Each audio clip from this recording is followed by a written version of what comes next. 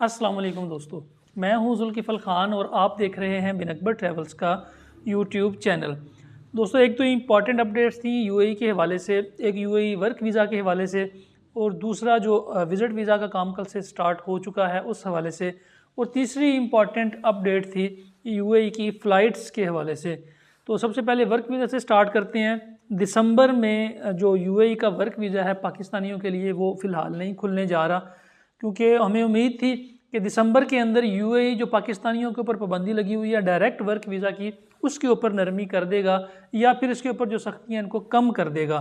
लेकिन फ़िलहाल ऐसी कोई उम्मीद नज़र नहीं आ रही। लेकिन जनवरी 2022 से जो हमें इंडिकेशंस मिल रही हैं वो इसी चीज़ को बता रही हैं कि ये जनवरी 2022 से इंशाल्लाह पाकिस्तान के लिए वर्क वीज़ा जो है वो यूएई में स्टार्ट हो जाएगा।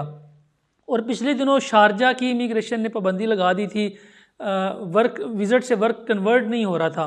पिछले दिनों में हमारे एक दोस्त हैं, हमारे व्यूअर भी हैं, उन्होंने बताया था कि शारजा से विज़िट पे वर्क कन्वर्ट नहीं हो रहा, लेकिन जनवरी से ये भी प्रोसेस स्टार्ट हो जाएगा। दिसंबर में ये काम सारा रुका हुआ था। इसके अलावा जो दोस्त विज़िट के हवाले से जो दोस्त वहाँ पे यूएई में इस वक्त मौजूद हैं, बहुत सारे लोग ऐसे हैं जो जॉब के लिए गए थे, उनके वीज़े ख़त्म हो गए थे, और जिन लोगों को जॉब्स नहीं मिली या जॉब अगर मिल गई तो उनका वीज़ा स्टेटस चेंज होने में काफ़ी टाइम लग रहा था। वीज़ा स्टेटस चेंज नहीं हो रहे थे क्योंकि दिसंबर के अंदर चूँकि इमिग्रेशन के ऊपर ऑलरेडी काफ़ी रश होता है, तो जो स्टेटस चेंज वाला इशू है इसमें भी बहुत सारा टाइम लग जाता है। तो ऐसे तमाम दोस्त जिनका टाइम ज़्यादा लग रहा है वो कोशिश करें अपने वीज़े एक्सटेंड करवा लें, क्योंकि हो सकता है कि दिसंबर में ये जो वीज़ा स्टेटस चेंज का मसला है ये ज़्यादा देर तक चले।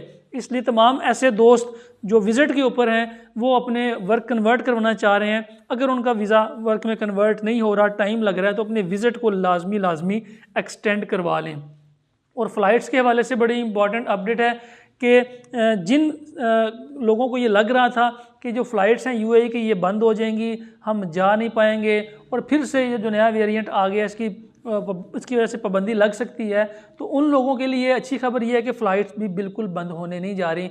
बिल्कुल नॉर्मल रूटीन के अंदर सारा ऑपरेशन चल रहा है। इमिग्रेशन भी नॉर्मल रूटीन में अपना काम कर रही है। हाँ, उसके ऊपर प्रेशर ज़्यादा है, लेकिन काम डिले हो रहा है, लेकिन काम अपनी नॉर्मल रूटीन में स्टार्ट है। और बिल्कुल भी फ़्लाइट्स का भी किसी भी दूर तक कोई नामो निशान नहीं है कि ये फ़्लाइट्स बंद होंगी। स्पेशली जब से क्वारंटाइन स्टार्ट हुआ है सऊदीया का, तब से एयरलाइंस के ऊपर ज़्यादा बर्डन आ चुका है। यहाँ से फ़्लाई दुबई के ऊपर, एयर अरेबिया के ऊपर, एमिरेट्स के ऊपर, इतिहाद के ऊपर, कि ये इन फ़्लाइट्स को भी उन्होंने इजाज़त दे दी हुई है वाया दुबई सऊदी अरब में क्वारंटाइन के लिए आप लोग जा सकते हैं। इसलिए फ़िलहाल जो लोग परेशान थे फ़्लाइट्स बंदिश के हवाले से वो बिल्कुल भी परेशान ना हों।